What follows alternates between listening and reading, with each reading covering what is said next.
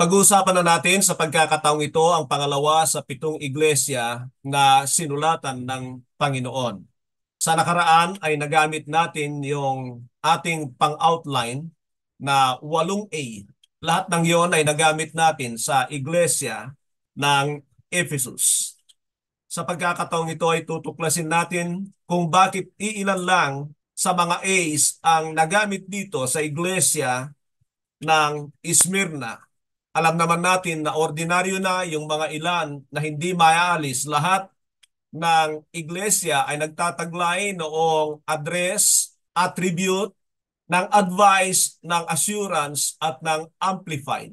Nakita ko na lahat yon ay nagagamit sa lahat ng 7 iglesia.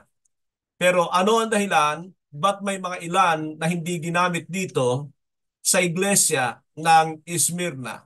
Kung hindi mo pa alam kung ano ang iglesia ng Smyrna, gusto mo kayang maging kabahagi ng katulad ng iglesyang ito? Isa pang katanungan, ito ba talaga ang uri ng iglesia na nais mong maging kabahagi? Titignan natin ang katotohanan yan sa ating mga sarili. Katulad ng aking sinasabi na hindi ko hahabaan ang mga introduction ko sapagkat magbibigay ako ng summary ng lahat ng ito upang lalo nating masalamin at maalala ang lahat ng mga napagdaanan natin dito at naway maging ganito para tayo'y talagang makapag-evaluate sa ating mga sarili. Ulitin ko lang ang isang bagay na kung paano pinapakitunguhan ng Panginoon ang kanyang mga iglesia dito sa kanyang mga sinulatan, ay siguradong ganyan din ang pakikitungo niya sa ating mga mananampalataya. Kung hindi natin tatanggapin ang katotohanan yan, ay hindi po sila ang hindi nagiging iglesia ng Panginoong Jesucristo o iglesia ng Diyos, kundi baka tayo ang hindi talaga kabahagi sa iglesia ng Panginoon. Nais ko ipagpauna sa inyo na ang iglesyang ito ay isa sa dalawa lamang na fully approved ng Panginoon. Lahat ng ibang 5 ay meron po siyang nasasabi na kailangan nilang iayos nang sa gayon sila ay maging kabahagi sa kanyang kaharian sa walang hanggan. Ang iglesia ng Smyrna ay hindi natin makikitaan ng background na katulad ng nakita natin sa iglesia ng Ephesus. Pagdating dito sa Smyrna, ay wala talaga tayong mapagkukunan ng background sapagkat 2 beses lamang binanggit ang lugar na ito, pero naniniwala tayo na ito ay kabahagi sa mga iglesia na malamang ay naitanim ni Apostol Pablo sa kanyang mga mission journey. Sapagkat ayon sa plano o ayon sa mapa na ipinapakita ay nakalinya po o isang lugar lamang ang 7 iglesyang ito. Dati ay mga probinsya ito, subalit ngayon ay alam natin na may mga ilan na sa kanila ay nagiging bansa. Sa pagkakataong ito ay babasahin po natin ang ating teksto mula sa Kabanata 2, 8 hanggang 11. Ganito po ang ating mababasa. To the angel of the church in Smyrna, write, these are the words of him who is the first and the last, who died and came to life again. I know your afflictions and your poverty, yet you are rich. I know about the slander of those who say they are Jews and are not, but are a synagogue of Satan. Do not be afraid of what you are about to suffer. I tell you, the devil will put some of you in prison to test you, and you will suffer persecution for 10 days. Be faithful even to the point of death, and I will give you life as your victor's crown. Whoever has an ear, let him hear what the Spirit says to the churches. The one who is victorious will not be hurt at all by the second death. Pagka tinignan natin ang mga sulat ng Panginoon sa mga iglesyang ito, ang Smyrna ang pinakamaiksi ang kanyang sinabi sa kanila. Nabanggit ko kanina na isa lamang ito sa dalawang maayos ang kalalagayan sa harapan ng Diyos. Nais ko lang din paalala na hindi dahil maayos ang iba sa kanila ay hindi na iglesia ng Panginoon. Nais ko lang makita natin ang katotohanan ito na huwag nating akalain na kapag ka-iglesia ng Diyos ay maayos na.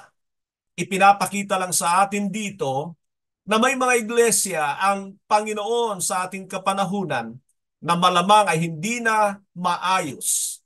At ipinapakita rin sa atin dito na hindi laging ginagamit ang iglesia ng Diyos na katulad ng inaangkin ng marami na sila lang ang itunay na iglesia ng Diyos sapagkat ang mga ito ay iglesia ng Panginoon Kristo at ginagamit sa kanila ang lugar na kinaroroonan nila sa mga panahong yan upang maging identity nila. Kung hindi po ako nagkakamali, ay halos umaabot ng 30 ang mga pangalan ng iglesia sa banal na kasulatan. Kaya huwag po tayong madadaya doon sa mga sinasabi ng mga ilan na kami lang ang tunay na iglesia dahil sa kanilang pangalan. Hindi po yan nakukuha dyan. Ang tunay na iglesia ng Panginoon ay ang mga tao na mula sa kadiliman ay hinango ng Diyos. Pero hindi pa rin yan sigurado na kapag sila ay hinango ng Diyos mula sa kadiliman, ibig sabihin ay pinatawad ng Diyos sa kanilang mga kasalanan, ay nangangahulugang makakapasok na sila sa walang hanggang kaharian ng Diyos sapagkat meron pa ring proseso na tinatawag natin sanctification.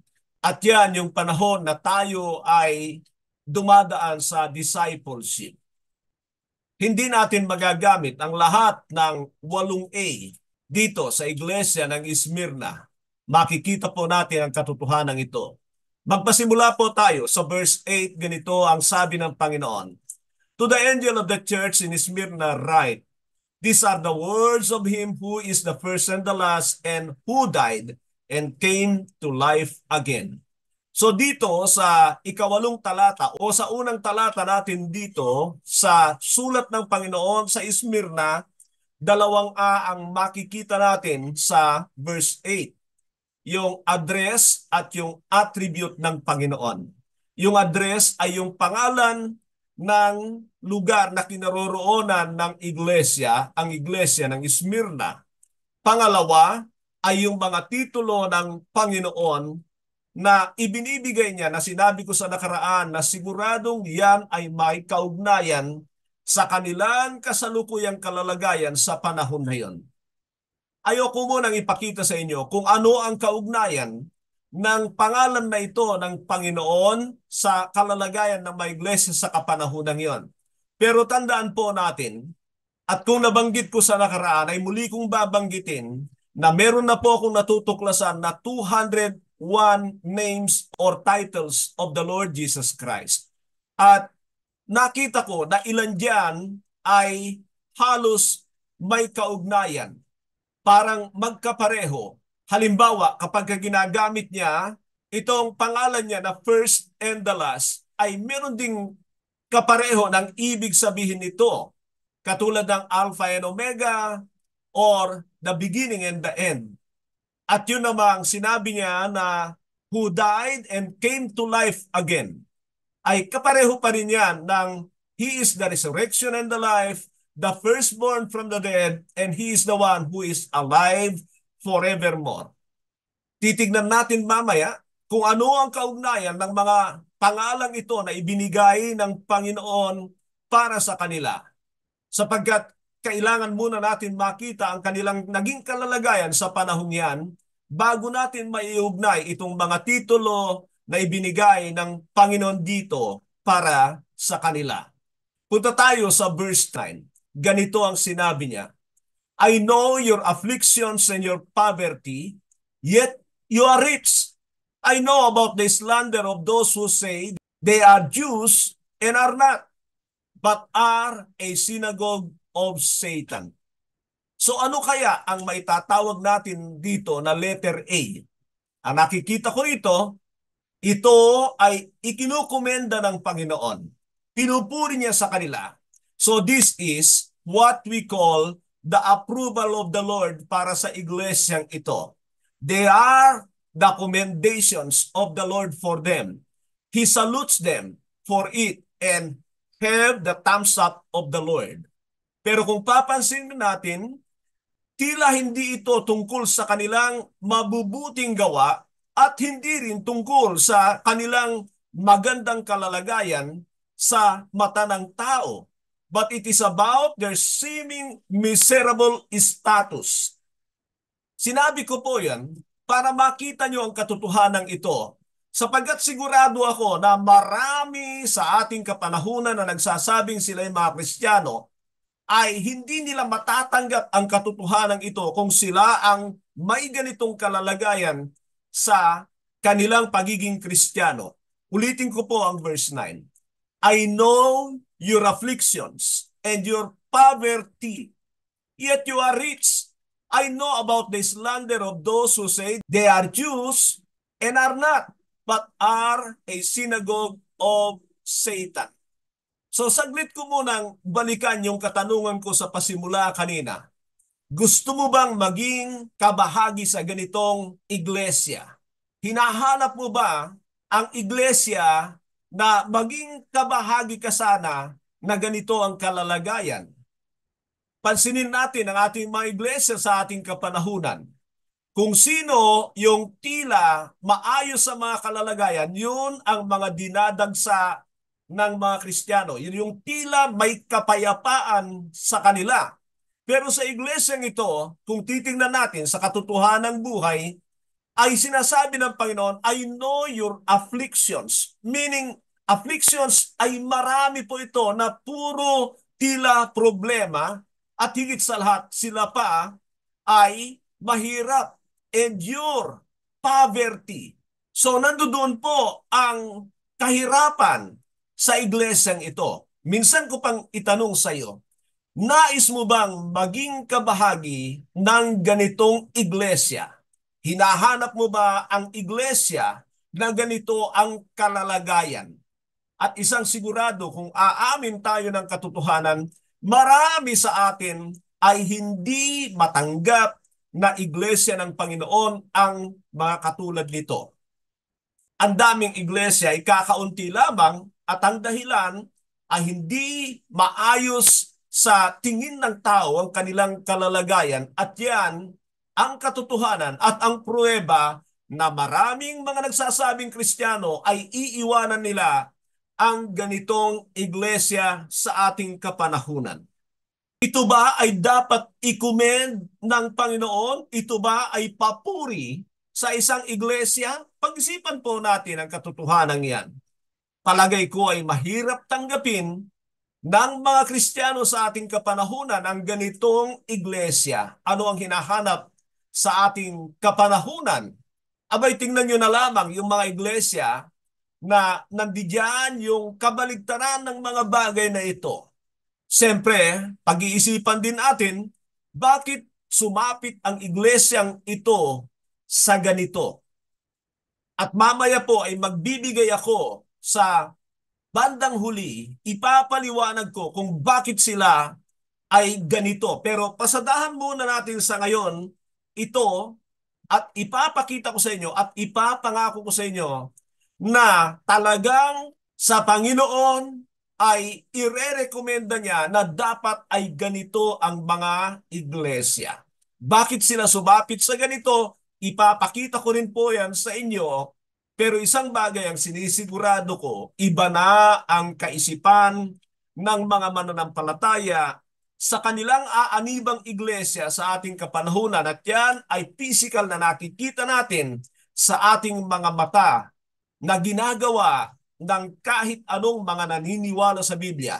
I don't care about religion, I don't care about sect or denomination. I'm talking about all those who believe in the Lord Jesus Christ, who profess to be Christian, na maging aware tayo at kailangan natin gumising sa katotohanan ito. Puntahan natin yung sinabi ng Panginoon, I know your affliction and your poverty. Bakit kaya naghihirap ang mga Kristiyanong ito? Isang bagay lang ang alam ko, sapagkat ito ay makikita sa kapanahunan ng ipinanganak ang iglesia when persecutions started from among the Jewish people, ay talagang kino-confiscate ang kanilang mga ari-arian. Umaalis sila sa kanilang lugar, kailangan nilang tumakbo, otherwise sila ay maibibilanggo o kaya ay mamamatay. Alam natin na kinasangkapan din si Apostol Pablo sa ganyang ginagawa ng mga tao o mga relihiyoso sa mga Kristiyano. Ganito pa ang sinabi sa Hebreo 10:34. Hebreo 10:34. You suffered along with those in prison and joyfully accepted the confiscation of your property because you knew that you yourself had better and lasting possessions. So diyan ay makikita natin that the Jewish believers has been persecuted and many of their properties, kundi man ang lahat, ay kinonfiscate talaga sa kanila. Yan ay sa mga Kristiyanong Hudyo. Pero itong mga sinasabi natin na mga taga-Smyrna, mga hentil na ito, meaning when you believe in the Lord Jesus Christ and when you become a true Christian, ay talagang baka makakaranas ka ng ganitong kalalagayan. Nais ko munang ipakita sa inyo yung bawi ng Panginoon. Ito ay tila pang-alo sa kanila, sa kanilang kalalagayan. Nang sabihin niya, yet you are rich. Malinaw po, una sa lahat, na ang kanilang kahirapan ay sa material na bagay o mga bagay sa sanlibutan ito. At sinisigurado ko, nang sila ay sabihan ng Panginoon, yet you are rich, maging sila ay hindi nila alam na ang ibig sabihin ng kanilang kayamanan ay yung kayamanan nila doon sa langit, sa kaharian ng Diyos, yung ininvest nila o nagawa nila na dahil sa kanilang pananampalataya. Sumunod sila sa mga pamantayan ng Panginoon Kristo kung paano magkaroon ng kayamanan sa walang hanggan. So ang tanong, ano ang alam ninyo tungkol sa pagpapayaman sa walang hanggan sa kaharian ng Diyos? At ang una, nais kong sabihin sa inyo ito, using your money for the cost of the gospel. Kailangan siguraduhin nyo na yung mga nangangaral ay totoong ibanghelyo ang kanyang ipinapangaral at totoong convert ang hinahanap niya, hindi yung nagkakaroon lang siya ng aktibidad tungkol sa paghayo, tungkol sa mission, hindi po. Nang sabihin ni Apostol Pablo sa mga taga-Filipos ang chapter 4 verse 17, ganito, basahin ko po sa inyo para makita nyo. Not that I desire your gift. What I desire is that more will be credited to your account. Laktawan natin ang 18. Sa verse 19, sabi niya, and my God will supply all your needs. At kung basahin nyo pa, ay makikita nyo na itong mga taga-Filipos ay mga supporter ni Pablo sa kanyang pagpapalaganap sa tunay na ebanghelyo. At nung sila ay sulatan din ni Apostol Pablo, ay sinasabi niya na yung kanilang ginagawa na pagsuporta sa kanya ay ito ay para sa account ninyo sa walang hanggan.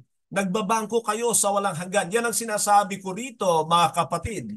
Alam po ninyo, lagi nating naririnig yung my God will supply all your needs. Pero ito bang mga tao na sinasabihan natin ay alam ang tunay na ebanghelyo at sinusuportahan ang pagpapalaganap sa tunay na ebanghelyo? Baka nga sinasabihan lang natin yan para pang-alo sa kanilang hindi tamang gawain. Baka mas pinapahalagahan pa niya ng patuka ng manok o kaya ay pakain ng kanyang aso. Pagdating sa pagpapalaganap sa ebanghelyo ay marami talaga ay tikom ang kamay. Pero nais ko pong sabihin, sapagkat karanasan ko rin naman na marami ay sumusuporta sa amin sa pagpapalaganap sa mabuting balita. Pero ang ipinapakita ko rito sa inyo ay ang katotohanan na kapag tayo ay sumusuporta sa pagpapalaganap sa mabuting balita, ay nag-iimbak tayo ng kayamanan sa walang hanggan. Maalala ko yung sinabi ng Panginoon, use worldly wealth to gain friends. Halos pareho po yan, pero nangangahulugan na anumang bagay na ini-invest natin for the sake of the gospel, whether it is soul winning or discipleship, talagang yan ay may kredito sa Panginoon. Tandaan ninyo, itong dalawang trabahong ito ang ipinangako ng Panginoon ang kanyang presensya. Sinasabi ko po yan para malaman ninyo na kapag hindi ka supporter ng mga ganyan, wala namang magagawa yung mga missionary o kaya yung mga nagdi-disciple, pero apektado ang iyong heavenly o kaya ay eternal account. Pangalawa ay helping the poor. Alam natin na yung mayaman na lumapit sa Panginoon Kristo, later on ay sinabi niya, go sell your possessions and give it to the poor so that you will have treasures in eternity. Ay nangangahulugan na ang pagbibigay sa mga nangangailangan, hindi lamang yung mga dukha, lahat ay may pangangailangan. Pero tingnan natin yung at the time na ipinakita sa atin ng Panginoon, there is a need, ay kung tayo ay may puso sa kanila, then that is investing in eternal kingdom of God. At ako'y naniniwala na diyan sinasabi ng Panginoon ang katotohanan na yet you are rich. Hindi po yan kayamanan sa mundong ito. Idinugtong pa ng Panginoon, I know about the slander of those who says they are Jews and are not, but are a synagogue of Satan. Alam niyo itong salitang ito? Ito ay 2 beses ding binanggit ng Panginoon Kristo sa kanyang 7 sulat. At sinabi lang niya ito sa 2 iglesia na maayos ang kanilang kalalagayan. Ano ang dahilan? Ano ang dahilan bakit sinabi ng Panginoon yung tungkol sa mga sinagoga ni Satanas na mga nagkukunwaring Hudyo sa 2 iglesia na katanggap-tanggap sa Kanya? Mamaya ay ipapakita ko po sa inyo yan. Bibigyan ko yan ng malinaw na pagpapaliwanag nang sa gayon ay maunawaan natin ang katotohanan yan kung bakit sa 2 mabuting iglesia lang sinabi ng Panginoon. Punta tayo sa verse 10. Sinabi niya, do not be afraid of what you are about to suffer. I tell you, the devil will put some of you in prison to test you, and you will suffer persecution for 10 days.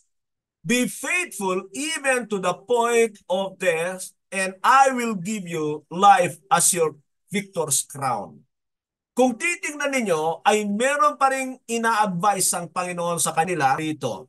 Pero kung titingnan natin yung mga assurance ng Panginoon at yung command niya, yung authority na sinasabi sa kanila, ipakita ko po sa inyo. Yung advice ng Panginoon ay yung sabihin niya sa kanila, do not be afraid of what you are about to suffer. At kung titingnan natin, God did not promise them sure deliverance. Hindi siya katulad ng ipinapangako ng marami sa ating kapanahunan na kapag ka may mga problema ay agad-agad nilang sinasabi, concern ng Panginoon sa iyo, mahal ka ng Panginoon, so i-deliver ka niya, aalisin niya lahat ng problema mo. Hindi po para sa iglesyang ito. Kaya ang ganda-gandang katanungan na ulit-ulitin sa atin, gusto mo bang maging kabahagi sa ganitong uri ng iglesia? Naghihirap na, tila kawawa na, pagkatapos ay sinisigurado pa ng Panginoon na merong gagawin ang dyablo sa kanila na malamang ay ipabibilanggo ang mga ilan sa kanila at pagkatapos ay nanganganib pa sila sa kamatayan. Gusto mo ba ng iglesia na ganito? Yan ang tinatanong ko sa inyo kanina mga kapatid, sapagkat sinisigurado ko maraming mga Kristiyano sa ating kapanahunan iiwanan ng iglesyang ganito. Kaya nga para sa iglesyang ito ay sinasabi ng Panginoon yung advice niya, do not be afraid. Fear not. At mula doon ay sinisigurado ng Panginoon ang mga ilang katotohanan na lalalim pa ang paghihirap na kanilang pagdadaanan. There will be another persecution awaiting them, and He commanded them not to repent but to be faithful even to the point of death. Ito yung lagi kong sinasabi sa mga nakaraan na ang mga Kristiyano na duwag ay hindi talaga tatanggapin sa karya ng Diyos. Hindi po ako nagsasabi niyan. Pahayag 21:8. Subalit malagim ang kasasapitan ng mga duwag. Ang mga Kristiyanong duwag ay hindi tatanggapin ng Diyos sapagkat ang mga Kristiyano ay nahaharap talaga sa matinding pagsubok sa buhay sa mundong ito. Minsan ay susubukin ka talaga ng Panginoon ng matindi na marahil ay pahihintulutan niya sapagkat nais niyang makita kung tayo ay talagang tapat sa Kanya. Gusto ko lang ipakita sa inyo rito mga kapatid na hindi sinabi ng Panginoon yung inaangkin ng marami na be still and know that I am God. I will deliver you. I will fight for you. No weapon forged against you shall prosper. Naku, hindi yun ang pinangako ng Panginoon sa kanila. Kaya gumising po tayo. Alam nyo, tatalakayin ko po ito ng medyo mahaba-haba para maunawaan natin kung bakit ganito ang pakikitungo ng Panginoon sa iglesyang ito. Kaya humanda po kayo, meron tayong mga ilang katanungan na itatanong natin para sagutin natin bago ko puntahan yung verse 11, yung last verse na kung saan ay tinatawagan niya tayo at binibigyan ng kasiguraduhan na kapag tayo ay gumawa ng katulad ng sinasabi niya sa iglesyang ito, ay makakamtan din natin yung pangako niya na hindi tayo makakaranas o masasaktan ng pangalawang kamatayan at yan ay lawa ng naglalagablab na asupre sa walang hanggan. Kaya bago natin pupuntahan yung mga bagay na yan mga kapatid, sasagutin muna natin itong mga katanungang ito para lalo nating maunawaan kung bakit ganito ang Panginoon sa iglesyang ito, kung sino pa yung ayaw ng mga mananampalataya sa ating kapanahunan, sila pa ang tila approve ng Panginoon. Anong meron ang iglesyang ito? Ano yung totoong taglay nila kung bakit sila papayag na ganito ang kanilang pagdadaanan bilang mga pinili ng Diyos? Inuulit ko yan at binibigyan ng diin sapagkat naniniwala ako na marami sa ating kapanahunan tatanggihan niya ang pagiging kabahagi ng ganitong iglesia. Hindi hahanapin ito ng mga Kristiyano sa ating kapanahunan na maging kabahagi o kaya siya ay maging kabahagi. So ito ang mga katanungang sasagutin natin. Why is this church commended by their adversities and poverty? Ulitin ko, why is this church commended for the adversities and poverty? Number 2, why was Jesus seems happy for their persecution unto death? Ulitin ko, why was Jesus seems happy for their persecution unto death? Who were those whom Jesus called synagogue of Satan? Do they exist in our times? Ulitin ko yung number 3. Who were those whom Jesus called synagogue of Satan? Do they exist in our times? Itong mga katanungan yan ay kailangan nating masagot para maunawaan natin kung bakit tanggap nila ang kanilang kalalagayan at ang Panginoon ay natutuwa at approve na approve sila sa Kanya. Handa ka na ba? Okay. Kung handa ka na, pasimulan na nating sagutin ang number 1. Nais kong basahin muli sa atin. Why is this church commended for the adversities and poverty? Kanina ay nasagot ko na sa atin yung tungkol sa kanilang kahirapan. Na yun ay malamang dala ng pagkakumpiska ng lahat ng kanilang mga ari-arian at sila ay patakbo-takbo dahil sa persecution kanilang kinakaharap. So ang pag-uusapan natin ay ang tungkol sa kanilang adversity. Ang adversity ay kahirapan, difficulty, danger, harsh condition at kung ano-ano pa. Isipin natin muli kung ano ba ang tinuro ng Panginoon pagdating sa mga kahirapan para sa kaniyang mga tagasunod. Sinabi niya sa John 16:33, I have told you these things so that in me you will have peace. In this world you will have trouble. Yan po ay sa ibang salin ay tribulation. But take to heart, I have overcome the world. So diyan ay makikita natin na sa pagtuturo ng Panginoon sa kanyang mga alagad ay sinasabihan niya sila na talagang haharap sila sa mga matitinding pagsubok sa kanilang pananampalataya. Tandaan natin na kapag hinahamon ng Panginoon ang mga sumusunod sa Kanya upang tuluyang ibigay ang kanilang commitment, ay lagi niyang sinasabi, if anyone wants to follow me, he must deny himself, take up his cross, and follow me. So makikita natin, yung unang dalawang hakbang ay talagang mabigat. Kung hindi pa niya natatanggihan ang kanyang sarili at pagkatapos ay pasanin ang kanyang krus, na nangangahulugan yan ng pagsasakripisyo, ay hindi siya karapat-dapat na maging tagasunod ng Panginoong Jesucristo. Kung gayon, diyan ay makikita natin na hindi kaaluanan ang inalok ng Panginoon sa mga sumusunod sa Kanya. Napakarami nito sa Biblia na paulit-ulit niyang binababalaan ang kanyang mga tagasunod sa kanilang kahaharapin. Kaya naman maging mga apostol ay nasanay sa ganoong kalalagayan ng kanilang pagsunod. Makikita natin sa panahon ni Apostol Pedro na sa pasimula pa lamang ng pagbabahagi nila ng mabuting balita ay matindi na ang kanilang kinaharap hanggang sa ilang beses din silang mabilanggo. At ganyan din naman ang naging kalalagayan ni Apostol Pablo. At maging sa kanyang pagtuturo, sa Gawa 14:22 ay sinabi niya, we will go through many hardship to be able for us to enter the kingdom of God. Nangangahulugan yan na sa Panginoon at mga apostol ay hindi sila nangako ng magaan, maaluan at maaliwalas na pagsunod sa Panginoon na katulad ng inaasahan ng maraming Kristiyano sa ating kapanahunan. Nangangahulugan po ito ng malaking pagbabago ng mensahe mula sa Panginoon sa mga apostol sa ating kapanahunan. Kaya naman kung titingnan natin, ang maraming Kristiyano ay talagang hinahanap nila ang iglesia na mapayapa, nandoon ang kasiyahan at sila ay nakakapag-enjoy.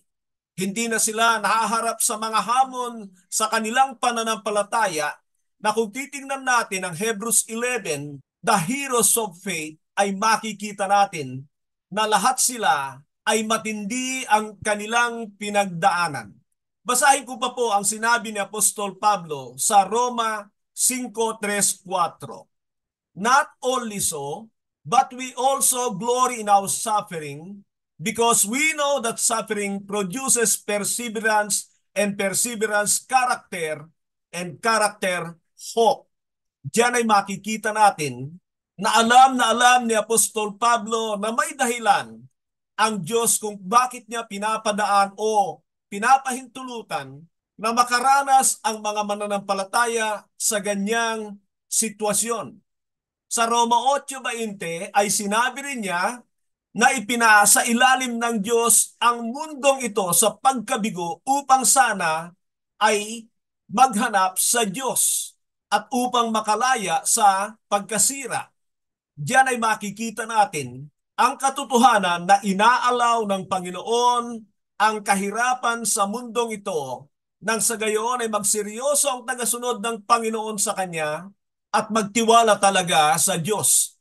Sinabi sa Roma 8:17 na kung tayo ay kasamang tagapagmana sa paghihirap ni Kristo, tayo naman ay magiging kasama niya bilang tagapagmana. So kung walang suffering sa Panginoon, wala daw pagmamana sa kanyang mga minana. Diyan din natin makikita sa Roma 8:28-29 na lahat ng bagay ay ginagamit ng Panginoon sa ikabubuti ng mga nagmamahal sa Kanya. At ano ang ibig sabihin ng lahat ng yon? Lahat ng yon ay mga paghihirap na kanilang kakaharapin sapagkat ang layunin ng mga bagay na yan ay upang tayo ay hubugin sa wangis ng Panginoong Jesucristo. Maraming Kristiyano ay hindi alam ang bagay na ito kung kaya nais nila sa mundong ito sila ay nag-e-enjoy, sila ay nagtatamasa, ayaw nila ng kahirapan sapagkat sinasabi nila ng lahat ng ito ay ginawa na ng Panginoong Jesucristo. kung titingnan natin ang pamumuhay ng mga apostol ay hindi po naging ganyan. Kasama rin sana sila una sa lahat na magmamana o makakaranas sa mga biyaya ng ginawa na ng Panginoon kung ito ay para na sa mundong ito, para sa mga mananampalataya. Na yan ang dahilan kaya pinapapurihan ng Panginoon ang willingness ng mga mananampalatayang ito na mag-undergo ng ganitong karanasan sa kanilang pananampalataya. Yun ay sapagkat nakikita niya ang kanilang willingness at magandang tugon sa kanilang pinagdadaanan. Basahin ko po ang Santiago 1, 2 at saka 3. Consider it pure joy, my brothers and sisters, when you face trials of all kinds, because you know that the testing of your faith produces perseverance.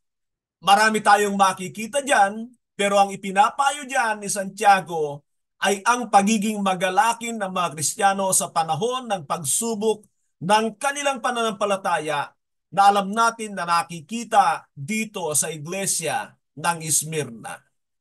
Kung nais pa ninyong pag-aralan ng bagay na yan, puntahan ninyo ang sinulat ni Apostol Pedro sa unang Pedro. Sa kanyang maiksing sulat na yan, ay 19 na binanggit niya ang suffering at katulad ni Santiago ay ipinapayo niya ang pagiging magalakin sa panahon ng pagdating ng mga ito sa kanilang mga buhay. Punta tayo sa ating pangalawang katanungan. Why was Jesus seems happy for their persecution unto death? Ulitin ko, why was Jesus seems happy for their persecution unto death? Siguro po, maging tayo, ay talagang mangangamba tayo kapag ganito ang sinabi ng Panginoon sa atin na merong banta si Satanas sa kanilang buhay, may mga ipabibilanggo sa kanila at pagkatapos ay baka may mga mamatay sa kanila. Subalit pinapaniwalaan ko ng Iglesia ng Smyrna ay handang-handa sa ganitong mga bagay. Kaya kung babalikan muli natin ang tinuro ng Panginoon sa kanyang mga tagasunod, ano ba sinabi ng Panginoon tungkol sa mga persecution na kanilang kakaharapin? Sa Mateo 5:10 hanggang 12 ay sinabi niya sa unang sermon niya, Blessed are those who are persecuted because of righteousness, for theirs is the kingdom of heaven. Blessed are you when people insult you nor persecute you and tell all kinds of evil lies against you. Rejoice and be glad, for great is your reward in heaven. Noon pa lamang pala, sa pagpapasimula ng Panginoon na mangaral sa mga Hudyo, ay sinasabi niya na mapapalad ang mga pinag-uusig dahil sa Kanya. At ano ang magiging dapat tugon nila? Sabi niya, Rejoice and be glad, for great is your reward in heaven. Kaya kung titignan natin ang iglesia ng Smyrna, ay malamang katulad din sila ng mga apostol sa Gawa chapter 5 na talagang galak sila na sila ay nakasama sa mga paghihirap ni Kristo, ganun din naman sa pag-aalimura dahil sa mabuting balita. Alam niyo po, kung hindi tayo handa sa mga ganito, hindi tayo magiging kasangkapan ng Panginoon. At sa katotohanan, maraming Kristiyano ay pinipili ang mga masasayang iglesia, walang problema, tila baga nandoon sa kanila ang kapayapaan. Yun ang mga pinagpapala sa kanila. At marahil kapag nakakakita sila ng katulad ng iglesia ng Smyrna, sila pa ang sisisihin sa kanilang sinasapit. Alam natin na paulit-ulit din po na sinasabi ng Panginoon na maging handa sila sa pag-uusig kahit ang mga Hudyo na kanyang mga tagasunod ay binalaan sila na maging kanilang pamilya ay magiging tagapag-usig nila. At maalala nyo, sinabi ng Panginoon, if you are of the world would love you as its own. But because you are not of the world will hate you. Remember that no servant is greater than his master. If they have persecuted me, they will persecute you also. Kung ang mga salitang ito ng Panginoon ay talagang pinanghahawakan natin at alam natin, maging ang mga apostol at ang mga sinulat na hula sa mga darating na panahon na ito ay hindi tayo manghihina, hindi tayo manlalamig kapag dumarating sa punto na makakaranas tayo ng ganito. Sa halip ay magpapasalamat tayo sa Diyos, maging masaya tayo na tayo ay binibilang ng Panginoon na karapat-dapat sa kanyang mga paghihirap. Pero hindi na ganito ang mga nangyayari sa ating kapanahunan. Aminin natin ang katotohanan na maraming Kristiyano ay takot sa mga ganito at yan ay dahil hindi nila matatanggap na daranasin pa nila ang mga ganito. Tandaan natin, ang mga Kristiyanong duwag ay hindi karapat-dapat sa kaharian ng Diyos. Sinabi sa Pahayag 21:8, subalit malagim ang kasasapitan ng mga duwag, mga taksil, mga nagpasasa sa kasuklam-suklam na kahalayan, at sa bandang huli ay sinabi niya sila'y ibubulid sa lawa ng naglalagablab na asupre na siyang pangalawang kamatayan. Marami ring sinabi ang Panginoon na kaugnay dito. Isusugo ko kayo sa gitna ng mga asong gubat at yan ay patungkol sa pagdadala ng mga alagad niya ng mabuting balita sa mundong ito. Kung sila'y naging duwag, hindi sila naging kasangkapan.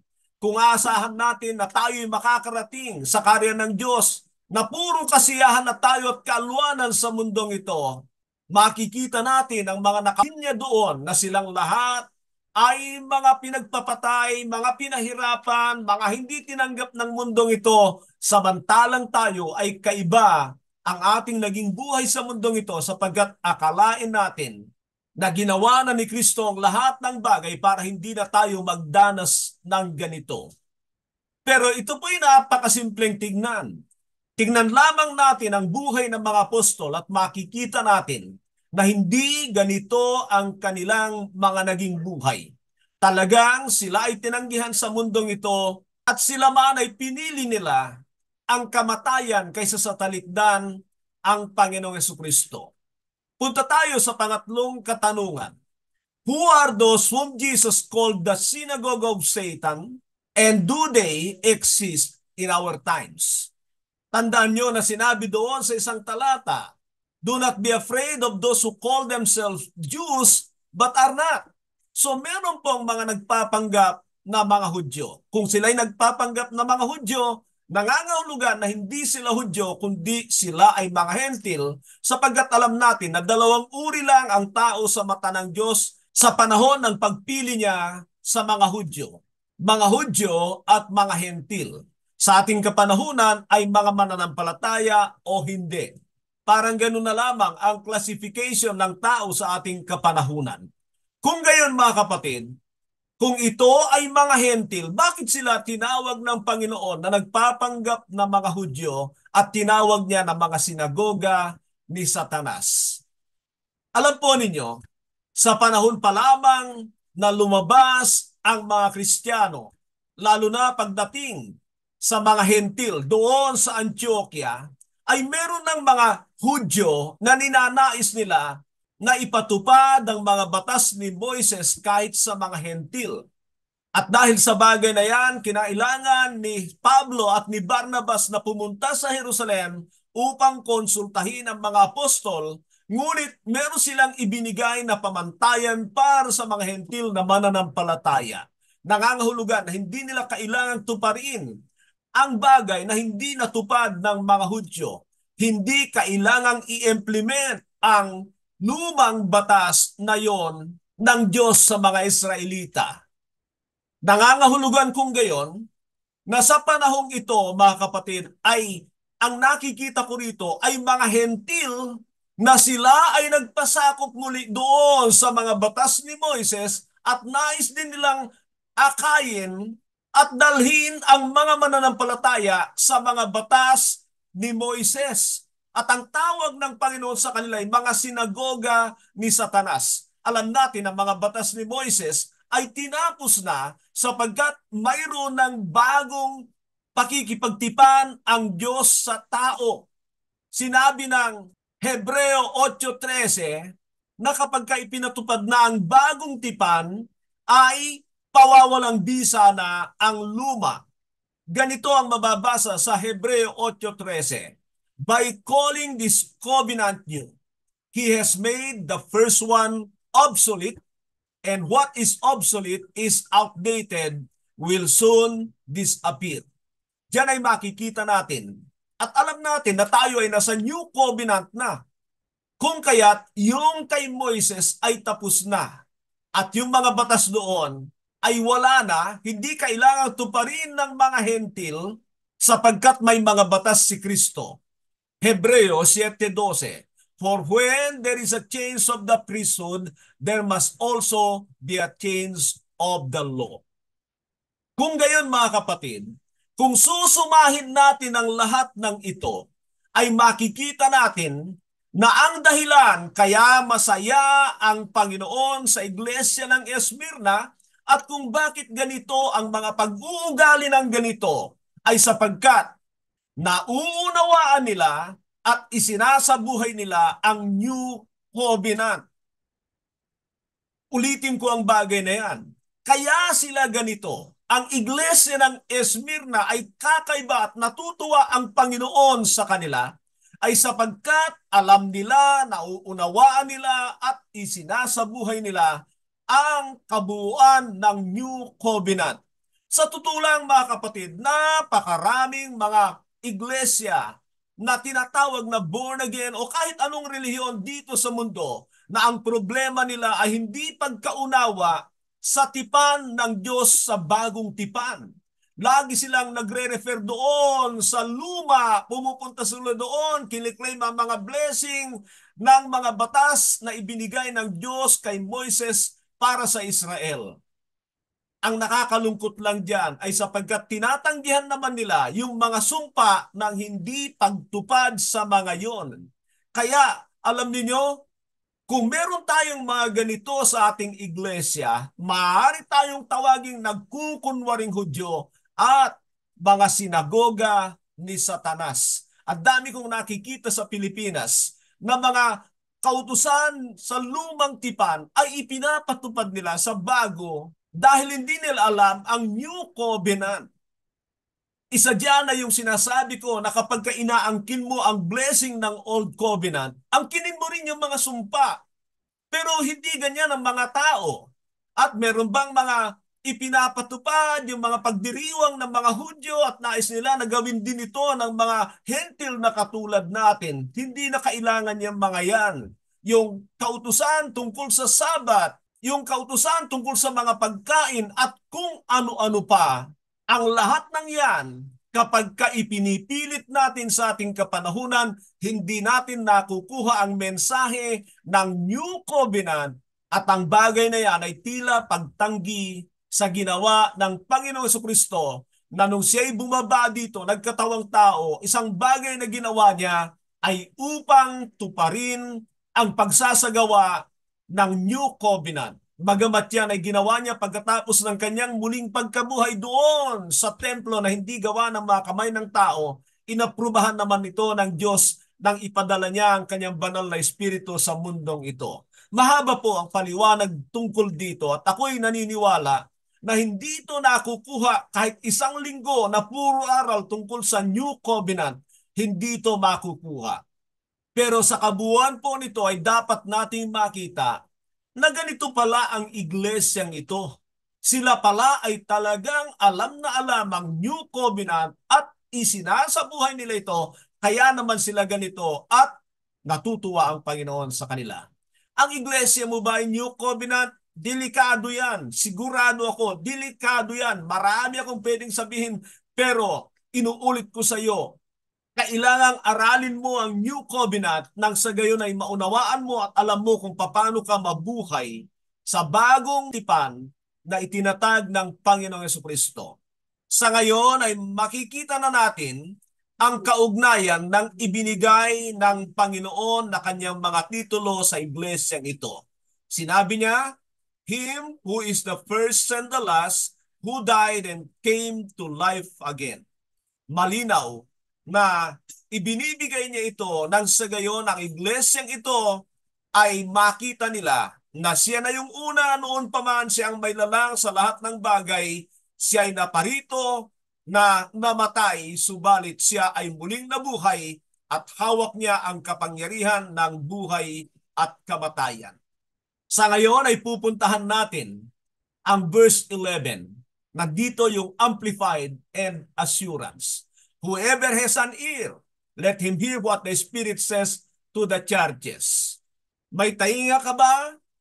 Nakakapakinig ba ang iyong mga tainga? Napapakinggan mo ba ang mensahe ng Banal na Espiritu sa iyo? At ang sabi niya, sa magtatagumpay ka kaya, hindi sila masasaktan kahit ano paman sa pangalawang kamatayan. Ang pangalawang kamatayan na yan ay ang lawa ng naglalagablab na asupre na higit pang matindi kaysa tinatawag nating impyerno, sapagkat ang impyerno mismo ay itatapon sa lawa ng naglalagablab na asupre. Pero nais ng Diyos na makaiwas tayo dyan at nangangailangan lang na alamin mo, unawain mo, at isabuhay mo ang New Covenant. Alam niyo ba na ang pagbati sa New Covenant ay sumagana nawa ang biyaya ng Diyos sa atin? Hindi po yung God bless you, God bless you. Old Covenant po yon. At yan ang nais kong pagbati sa inyo sa aking pagtatapos. Sumagana nawa ang biyaya ng ating dakilang Ama sa atin. Magandang araw po sa bawat isa.